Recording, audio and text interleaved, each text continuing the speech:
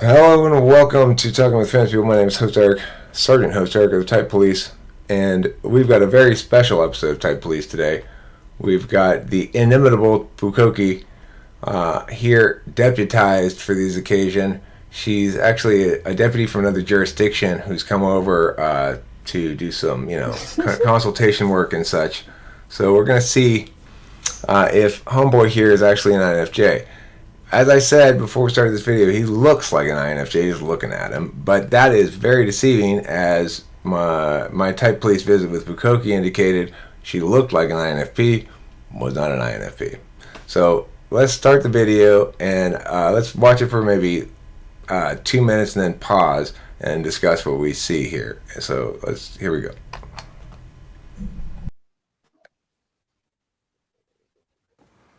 Hi everyone, it's Ren here, and I'm actually a bit inspired this weekend, so I decided to make another video before the end of the weekend, before I have to go back to the business of working life. Not the most fun part of life, in my opinion. I was inspired to make this second video because in the comments to my most recent video, which I uploaded yesterday, on the rarity of INFJs and of other types, a person by the username of Kino asked me whether I could make a video on the topic of INFJs and dating. And from what I understand, that person meant dating in terms of going on dates and potentially also relationships, because in French there is, which is my native tongue, there is no real distinction between, like when we say dating, like when we hear the word dating, for linguistic reasons which I will not go into, there tends to be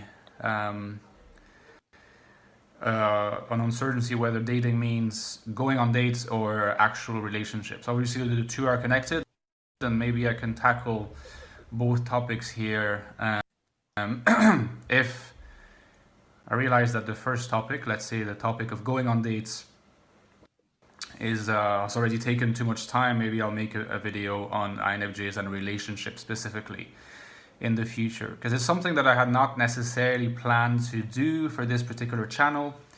Some people know I make, like, my sort of label, I want it to be, my brand, I want to be about INFJness and philosophy, and it tends to suggest. Alright, so that's 2 minutes right now. Initial thoughts, Pucokie? Well, I personally, I haven't analyzed him to see, is he an INFJ, but from videos I've seen of Ren, I do think he's an INFJ, but I could be wrong. Okay. My initial reaction is there's nothing jumps out that says not an INFJ, and yeah. I feel like going, jury's still out. Now, I think that reaction, that it's INFJs are not very revelatory by nature, and as a consequence, it's going to be a slower process in general to feel comfortable about what type they are. So, that's also not inconsistent with INFJ, but I still feel like I need to hear more. Anybody else present want to chime in? Okay. Let's push play for another minute and we'll pause again. Okay. A more TI approach to INFJness, but I think I can probably say some things about dating. So, INFJs and dating. It's a thing that I think, we are human beings, so we care about dating. And INFJs, as Kino was saying in their message, they mentioned the paradox of FETI.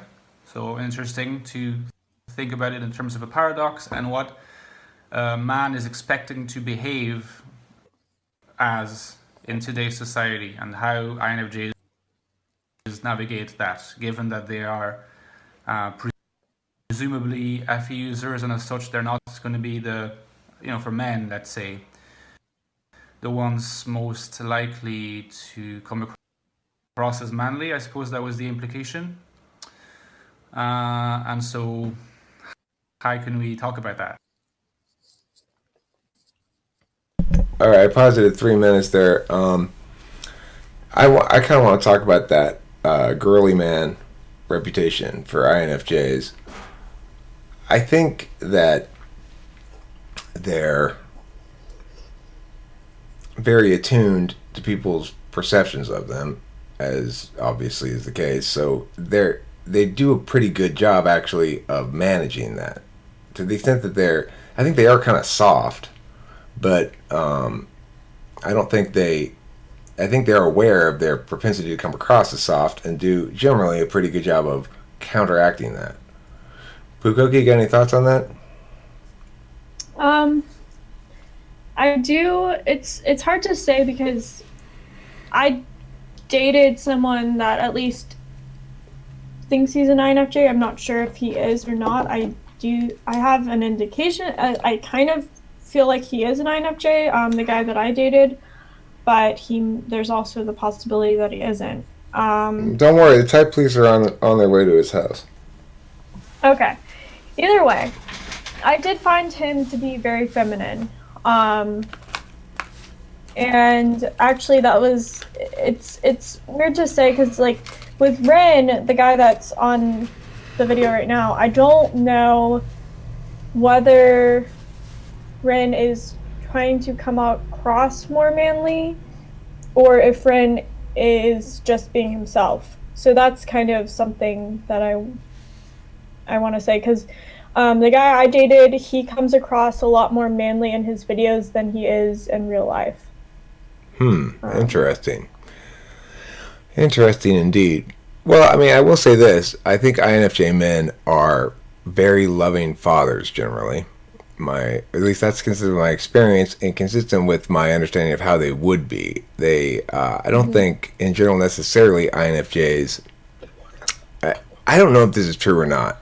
There seems to be this correlation in my experience, but it may not be a true rule because I'm not sure where and when personality comes in. But it would seem that INFJs tend to correlate with having childlike parents and having to be adult too young or something like that. What do you think about that theory, Pucokie? I don't know about just the childlike parent thing, because my mom's definitely not like that. My dad, in a sense, is, even though my dad's emergency medicine physician. He's very intelligent. He's an INTP, but I've always seen my dad as kind of like an 8-year-old child, and I know that sounds really mean in a way. That's just beta alpha. What was that? That's just beta alpha. Well, he has a very emotional. I mean, he has a very, like, he's not very tactful, and also just he gets his I don't know how to describe it, because I love my dad, but anybody that knows my dad would be able to kind of say the same thing. So in a way, I had to be more of an adult when I was younger. I actually kind of worked as my dad's counselor, so to speak. So I guess that kind of. But Beta Quadra in general, I think, consider Alpha Quadra immature and kind of silly and kind of childlike. Yes, at times. And I think I can see that with my ESFJ grandmother. She's obviously my grandmother, but at the same time, it's like, I just don't think alphas can, I think it's not even that it's just like they don't really take life seriously when it needs to be serious. You guys, this is serious! I don't know, because it's like, I don't really care about that, but at the same, it's hard to describe. Actually, okay, Taylor, I know you're silent right now, but would you like to chime in about the beta alpha thing? What part? Like how But he How promised things are like, alphas Betas think, perceived by betas? yeah, betas think alphas are childish and kind of silly and immature.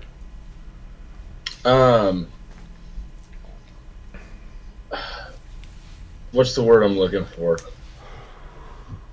Naive, almost. Yes, that's it. That's it. Yes. It's not even immature, it's more naive. That's a better word. Naive. Me? We've had this talk for years. Naive as fuck. Alright, let's watch a little bit more of Homie's video here.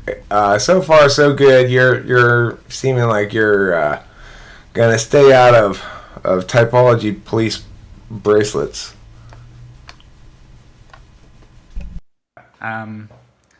Well, I have had some experience. I'm 31 years old, so I have a bit of experience, and I'm in a relationship now, and I can even say that I'm in a relationship with a beautiful INFJ. So that's said. INFJ is doomed. But of course, throughout my 20s, I went on dates, and You think I that definitely could INFJs observe are certain patterns. doomed? So I If they're guess together?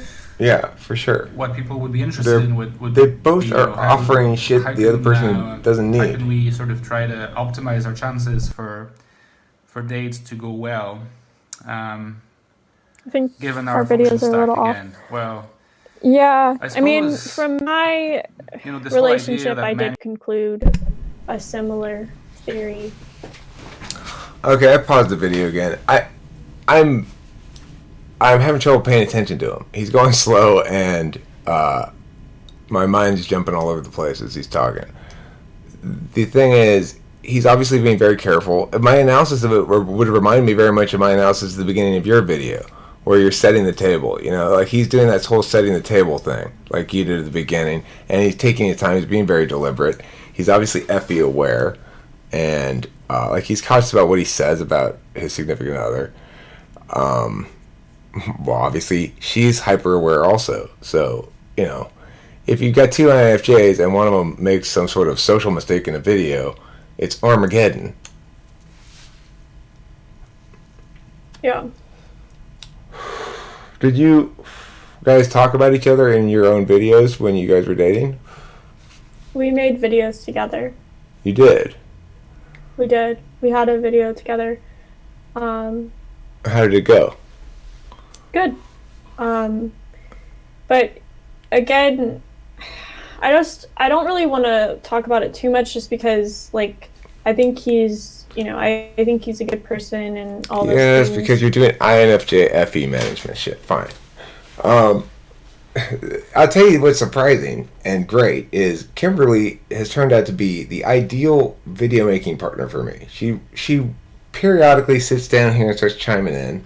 We don't have it. It's like, and she does it the right amount. She's very introverted, so she doesn't really want to say a whole bunch. She doesn't want to dictate what's going on. She participates when she feels like it, and she always adds something good to the video. People tend to like videos in which she chimes in. She's usually teasing me. They tend to like those videos a little bit better. Yeah. So, they're not typically thought of as highly creative types, ISFJs, but in reality, Kimberly is an excellent creative support team member in that regard. Like, she adds to the shit and she demands nothing. She doesn't really want to be a center of attention at all, and it's just very complimentary. So I'm gonna end that video. I've already decided. I think we should just let him go. What do you think, Officer Pucokie? I think so too. I mean, like I said, I'm actually in communication with Ren right now, and I do think he's an INFJ. Yeah, I don't think we need to waste any more of that young man's day. He's INFJ enough to pass the INFJ test and the ENTP test, and he's INFJ. He kind of reminds me of Eric Thor a little bit, but it's probably just because he's European. Maybe. Have you ever interviewed Eric Thor? No, I haven't. I have not. Are you going to? I've I should actually probably reach out to him. I've Yeah. interviewed him. That's one person I've interviewed. Really? Yeah. We got into a little argument at the end of it about communism. He's a commie. Interesting. Very He's a interesting. goddamn commie.